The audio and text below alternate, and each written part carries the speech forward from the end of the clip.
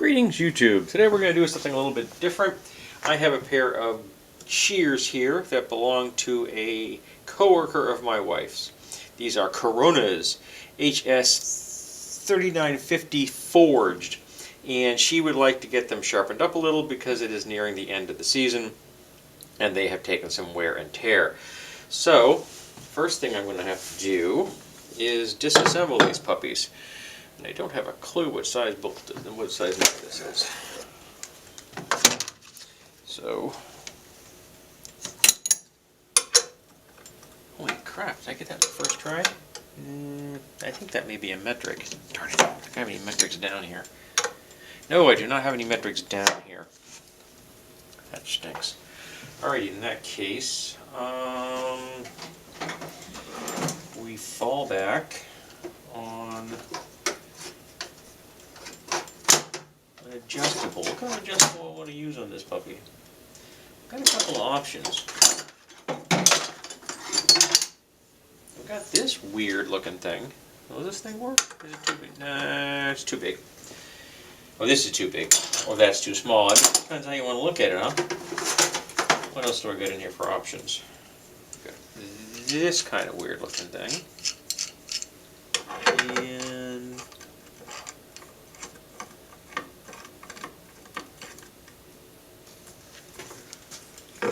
hey, you may not get too big. You may work.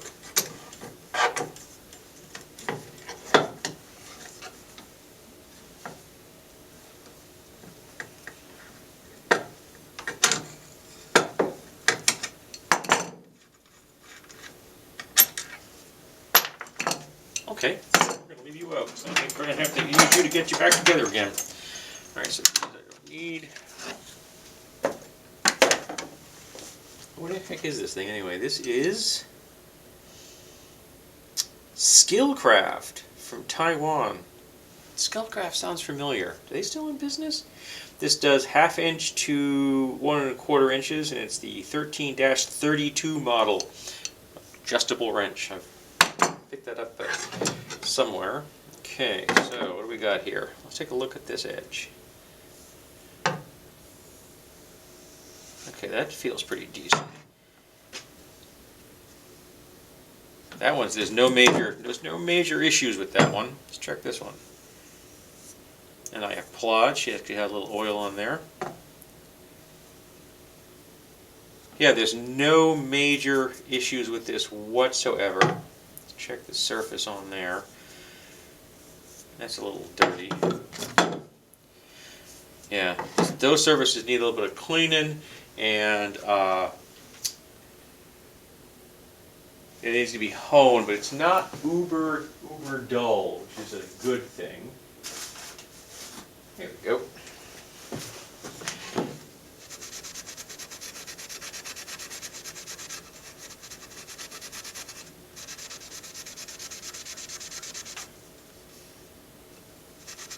Just a bit of steel wool, nothing big. I don't actually know what. I don't know what a fineness this is. I always seem to have steel wool kicking around. A note for safety: do not leave steel wool on your bench when you use an angle grinder. This stuff catches fire real darn easy. Really darn easy. It's scary how quickly steel wool catches on fire. So yeah, it's not a bad fire starter. Don't get me wrong. If you need to start a fire, this may just be a way to do it. But yeah, be careful around sparks when you got steel wool, and I'll be definitely cleaning off my bench.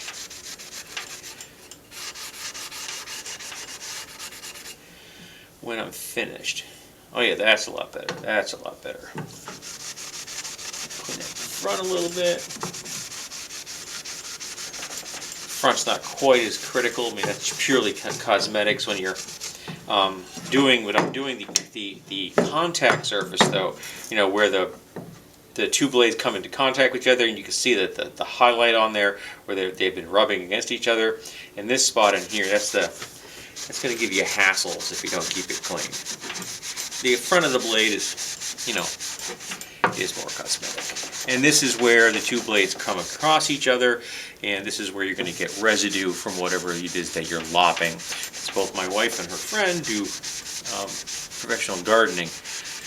They actually get paid to go to people's houses and fix their gardens, do weeding and trimming, and it's not quite landscaping. They do occasionally move things about, but mostly it's more maintenance and maintaining things that other people don't want to maintain. And this is in nice shape, which is good, because sometimes this is a round hole on here, and here you have a hole with two flats that matches that, and sometimes those things will get worn out over time, so that the nuts won't tighten properly. And when that happens, you're going to have to change from using this kind of a nut to using some kind of a locking nut, and that will keep it in place if that hole has become eccentric enough that that isn't going to work. Alrighty, so I'm happy with that. So let's get these out of the way. So now we're going to put that where I found it. My shop is very disorganized. It's kind of stunning I found anything down here. Get some of this crap out of my way. And now we're just going to do some honing. I'm not going to do any major work on these edges. These edges really don't need a huge amount of work on them. However, I'm going to need a clamp. And I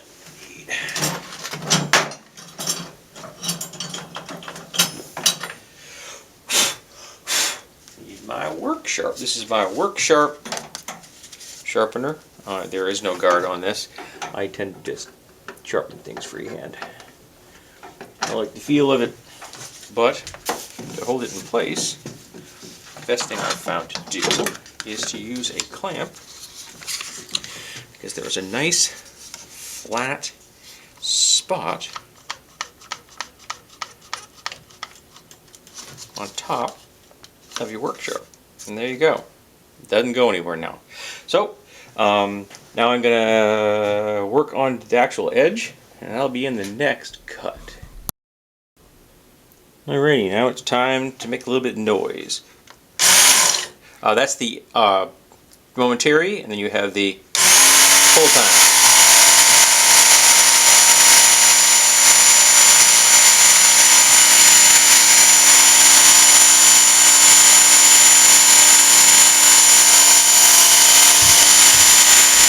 Oh, I have a problem here.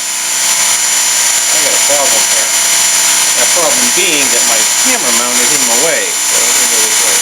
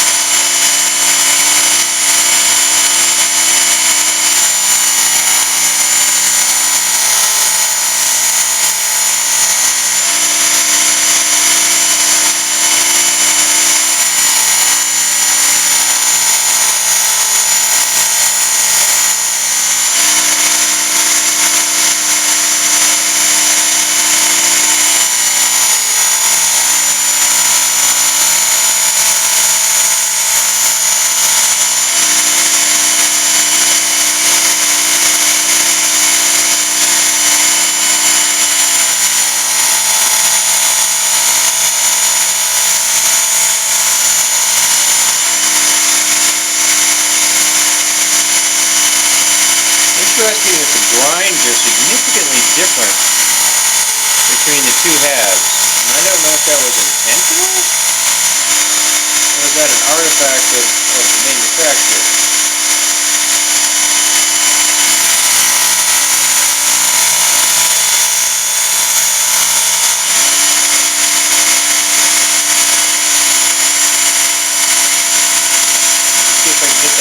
a little bit better. I really don't. I've used my belt sander over on my, but that's a little bit too aggressive. I don't want it too aggressive on this. But the edge is in actually pretty solid shape. The line is just a little weird.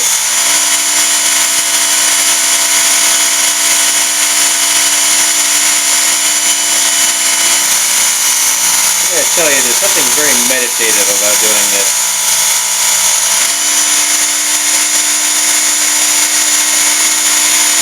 Alright, we're getting there. We're getting there.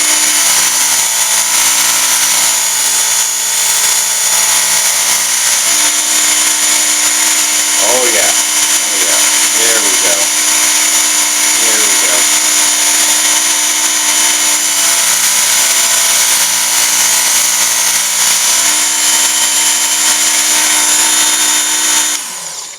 So I'm quite happy with that. Now, I don't have a proper strop, unfortunately. I do not have a proper strop down here. I don't even know if I own a proper strop. I think I may have picked one up at one point, but it was in not the best condition.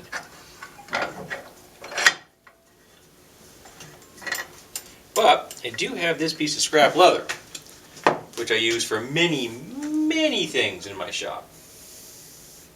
So occasionally, what I'll do when I'm sharpening something is I will strap it a little bit on some leather.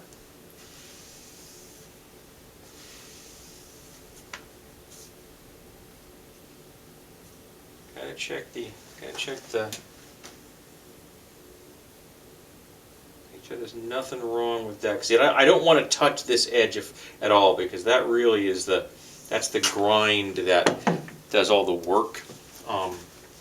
That's where that belt like that should really remain as untouched as possible. But I also don't want to put any burrs on it. This one sounds different.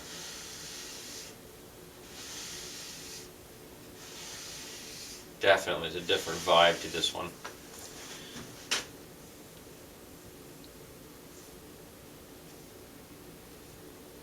Alright, I think that is pretty decent. So let's get this set up so that it makes sense to me.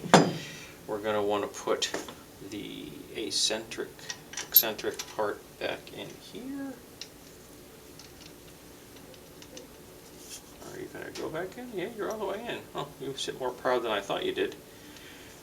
Once I can get that washer.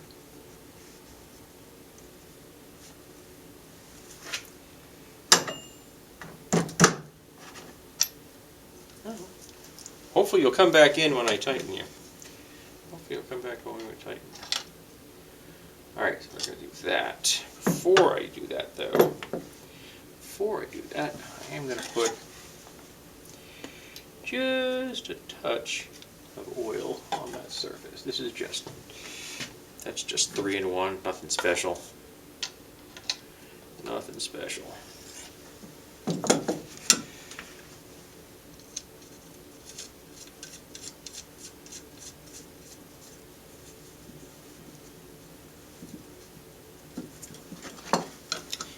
Now, we're going to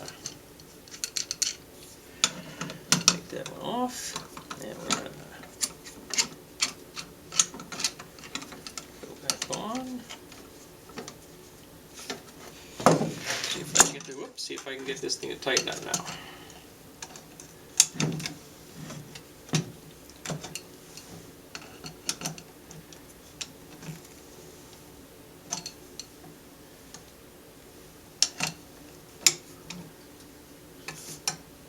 I'm getting a little bit more resistance than I want. Why am I getting resistance? Why am I getting resistance?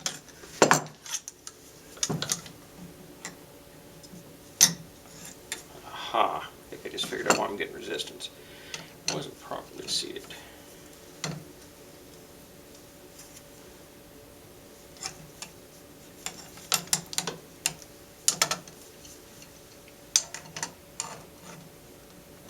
It's very awkward. want to make sure I keep that lined up. Alright.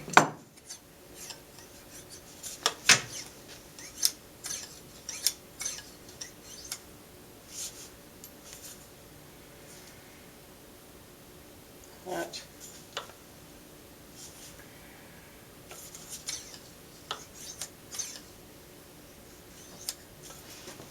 Smidge tighter.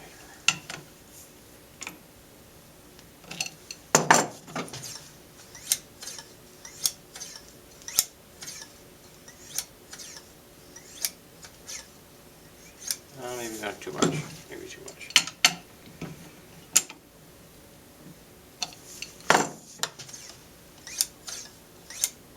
Alright, so now let's see how well this thing actually cuts. I don't have any plant material down here.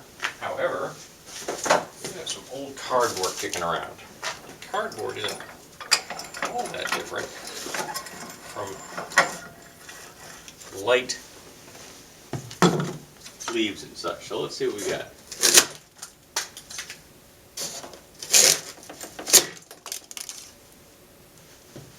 Came out pretty good. Let's go from this angle.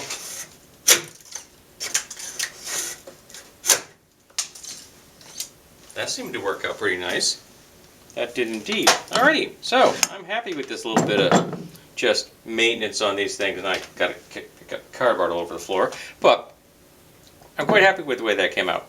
They lined up nicely. Everything seems to be locked down fairly well, so I'm happy with that. So there we go. Quick maintenance on this pair of shears, and they're all set for the next season. I will probably wipe a little oil on this before I call this done, but you don't really need to see me wipe oil on blades. It's not all that exciting.